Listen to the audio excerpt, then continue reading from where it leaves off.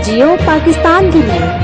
अब रुख करते हैं पाकपतन थाना मलका हांस के नवाही इलाका अड्डा चानोट का, जहां पर उधार दी गई 2 लाख रकम वापस मांगने पर हकीकी भाइयों ने सगी बहन को तशद्दुद का निशाना बना डाला, भरे बाजार में बरहना कर दिया। हमारे नुमाइंदे मियां अहमद बट्टू की रिपोर्ट के मुताबिक अड्डा चानोट 30 SP की रहायशी खातून सकीना बीबी ने एहतजाज करते हुए मीडिया को बताया कि मैंने अपने हकीकी भाइयों को 2 लाख रुपए रकम उधार दे रखी थी। रकम की वापसी का मुतालबा किया तो भाइयों लियाकत, मोहम्मद हनीफ, लतीफ, शरीफ वगैरह ने भरे बाजार में वहशियाना तशद्दुद का निशाना बनाया और बरहना कर दिया। पुलिस थाना मलका हांस को दरख्वास्त दी मगर ताहाल कोई कार्रवाई ना हो सकी। मुलजमान संगीन नताइज की धमकियां दे रहे हैं। मुतासरा खातून का चीफ जस्टिस ऑफ पाकिस्तान, वजीर आला Punjab, IG Punjab, RPO Sahiwal, DPO Pakpattan से इंसाफ और तहफ़्फ़ुज़ फराहम करने का मुतालबा।